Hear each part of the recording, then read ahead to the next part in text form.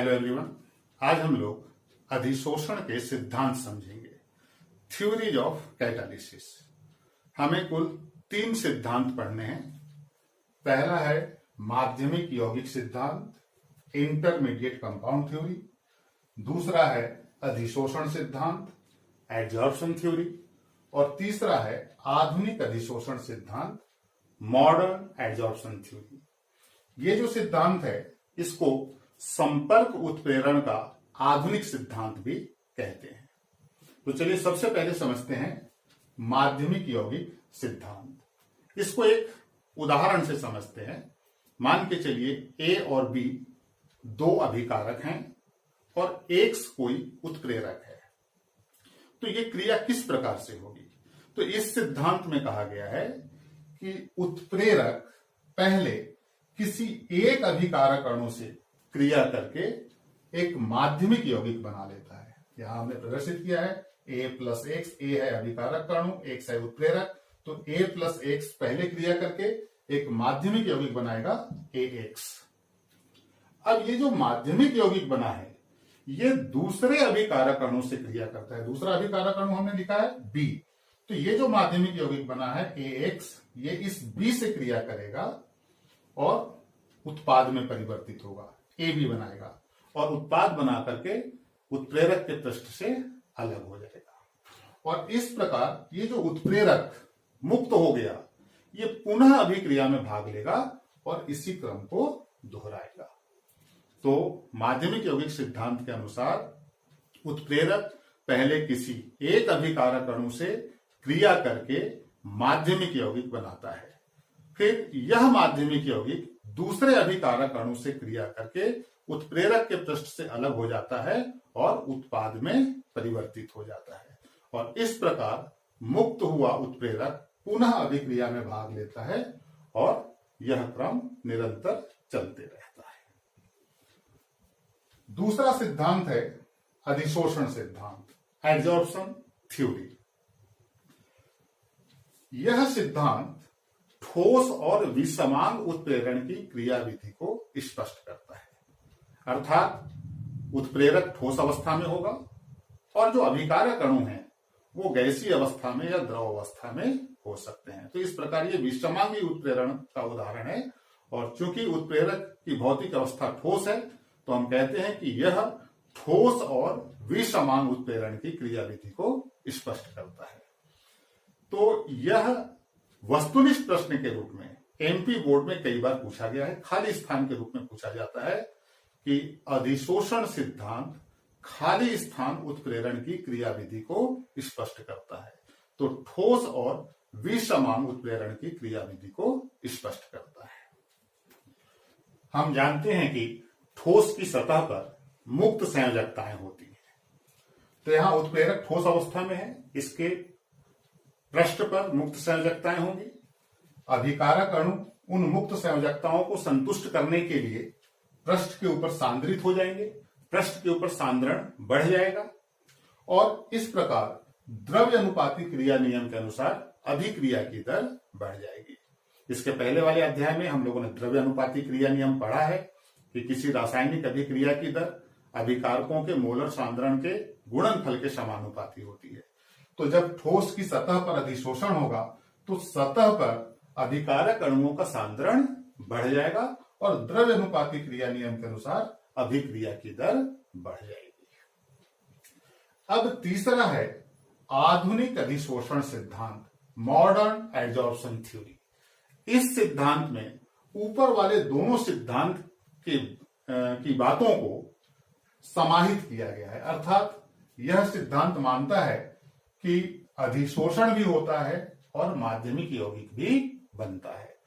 तो इस प्रकार आधुनिक अधिशोषण सिद्धांत इन दोनों सिद्धांतों का मिला जुला रूप है। आधुनिक अधिशोषण सिद्धांत में कहा गया है कि ठोस उत्प्रेरक की सतह पर मुक्त संयोजकताएं होती हैं जिसके साथ अभिकारक अणु एक दुर्बल बंध बनाकर जुड़ जाते हैं और अधिशोषित सक्रियत संकुल का निर्माण करते हैं। इसके पहले वाले अध्याय में हम लोग पढ़ चुके हैं अधिशोषित सक्रियत संकुल की जो ऊर्जा होती है वो उच्चतम होती है। उच्चतम ऊर्जा अवस्था में ये अधिशोषित सक्रिय संकुल होता है। ये ना तो अभिकारक होता है और ना ही उत्पाद होता है।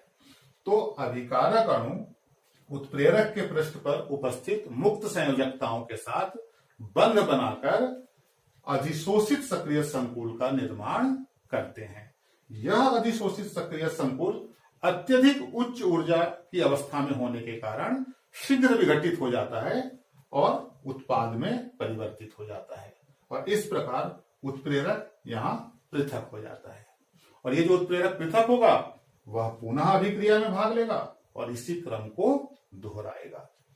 तो यहां याद रखने वाली बात है कि जो उत्प्रेरक होता है, जब ये अधिशोषित सक्रिय संकुल बना तो सक्रियण ऊर्जा का मान कम कर देता है।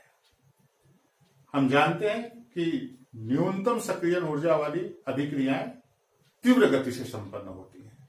तो जब सक्रियण ऊर्जा कम हो जाएगा तो अभिक्रिया की दर बढ़ जाती है। तो हम कह सकते हैं कि उत्प्रेरक संपूर्ण अभिक्रिया के लिए एक न्यूनतम सक्रियण ऊर्जा वाला नवीन पथ का निर्माण करता है। तो हम लोगों ने उत्प्रेरण के सिद्धांत देखे, माध्यमिक यौगिक सिद्धांत, अधिशोषण सिद्धांत और आधुनिक अधिशोषण सिद्धांत। यह सभी एमपी बोर्ड में प्रश्न के रूप में पूछे गए हैं। और खासकर इसकी बात हम करें अधिशोषण सिद्धांत की, तो ये वस्तुनिष्ठ प्रश्न के रूप में पूछा गया है। तो ये भी 2 नंबर का प्रश्न है, ये भी 2 नंबर का प्रश्न है और बहुत ज्यादा इंपॉर्टेंट है। तो आगे हम लोग देखेंगे उत्प्रेरकों के गुण धर्म। चलिए देखते हैं उत्प्रेरकों के गुण धर्म। उत्प्रेरकों के गुण धर्म भी बहुत ज्यादा इंपॉर्टेंट हैं। यहां से सैद्धांतिक प्रश्न भी बनता है और वस्तुनिष्ठ प्रश्न भी बनता है।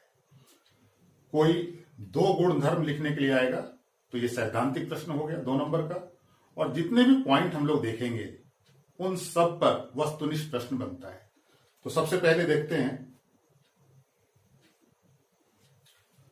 किसी रासायनिक अभिक्रिया के अंत में उत्प्रेरक के रासायनिक संगठन और द्रव्यमान में कोई परिवर्तन नहीं होता है। उत्प्रेरक की भौतिक अवस्था में परिवर्तन संभव है, लेकिन रासायनिक संगठन और द्रव्यमान में कोई परिवर्तन नहीं होगा। हो सकता है कि ठोस अवस्था में हमने उत्प्रेरक का उपयोग किया है और अभिक्रिया के अंत में वह हमें द्रव रूप में प्राप्त हो या गैसीय अवस्था में प्राप्त हो। भौतिक अवस्था परिवर्तित हो सकती है, लेकिन उसके रासायनिक संगठन में और द्रव्यमान में कोई परिवर्तन नहीं होता है। दूसरा पॉइंट हम लोग दे सकते हैं कि उत्प्रेरक किसी रासायनिक अभिक्रिया को प्रारंभ नहीं कर सकते हैं।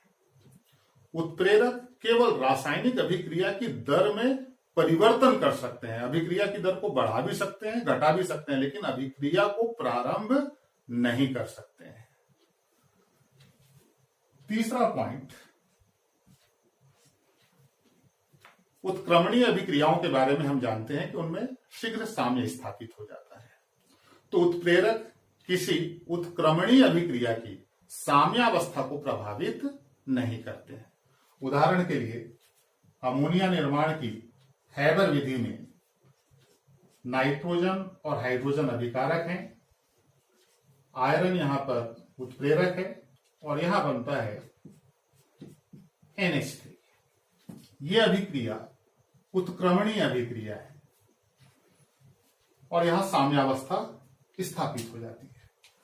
तो जब उत्प्रेरक का हम उपयोग करते हैं तो जितनी दर आगे वाली अभिक्रिया की बढ़ती है उतनी ही दर पीछे वाली अभिक्रिया की बढ़ती है।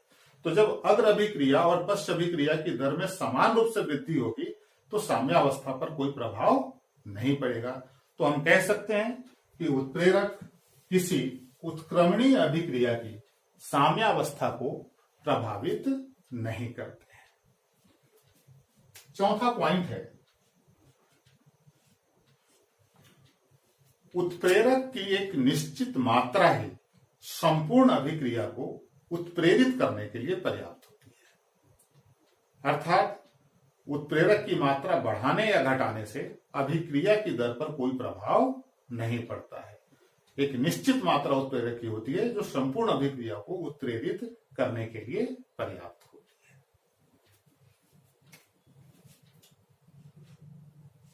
5वां पॉइंट हम दे सकते हैं, उत्प्रेरक अपने कार्य में अत्यंत विशिष्ट होते हैं। अर्थात कोई उत्प्रेरक किसी विशिष्ट अभिक्रिया को ही उत्प्रेरित कर सकता है, सभी अभिक्रियाओं को उत्प्रेरित नहीं कर सकता है। जैसे भी हमने अमोनिया निर्माण की हैबर विधि में देखा कि आयरन उत्प्रेरक की उपस्थिति में नाइट्रोजन और हाइड्रोजन संयुक्त होकर के NH3 बनाते हैं। NH3 बनने की दर बढ़ जाती है। अब इसका मतलब ये नहीं है कि आयरन को हम किसी भी अभिक्रिया में डाल दें तो अभिक्रिया की दर बढ़ जाएगी, वहां वह उत्प्रेरक का कार्य नहीं करेगा। आयरन उत्प्रेरक का कार्य कहां कर रहा है? हैबर विधि में कर रहा है। सभी जगह वो उत्प्रेरक का कार्य नहीं कर सकता है। तो इसी को कहा गया है कि उत्प्रेरक अपने कार्य में अत्यंत विशिष्ट होते हैं। कोई उत्प्रेरक किसी विशिष्ट अभिक्रिया को ही उत्प्रेरित कर सकता है, सभी अभिक्रियाओं को नहीं। इसके अलावा भी इसमें गुणधर्म में कई पॉइंट हैं जो 2 नंबर के प्रश्न के रूप में पूछे जाते हैं। जैसे उत्प्रेरक के उत्तेजक प्रमोटर और उत्प्रेरक के विष, उत्प्रेरक कैटालिटिक पॉइजन, तो ये 2 नंबर के प्रश्न के रूप में MP बोर्ड में सीधे सीधे पूछे जाते हैं, तो उसको हम अलग से पढ़ेंगे। गुणधर्म में केवल इतना 5 पॉइंट हैं जो वस्तुनिष्ठ प्रश्न के रूप में इंपॉर्टेंट है, और उसके आगे जो है वो 2 नंबर का सैद्धांतिक प्रश्न है, तो उसका हम अलग से अध्ययन करेंगे। तो आज के लिए इतना ही। बाकी अगले वीडियो में हम लोग देखेंगे उत्प्रेरक के सक्रिय केंद्र, उत्प्रेरक की वर्ण क्षमता, उत्प्रेरक के उत्तेजक, उत्प्रेरक के विष और एंजाइम उत्प्रेरक। तो ये सब अगले वीडियो में। आज के लिए इतना है।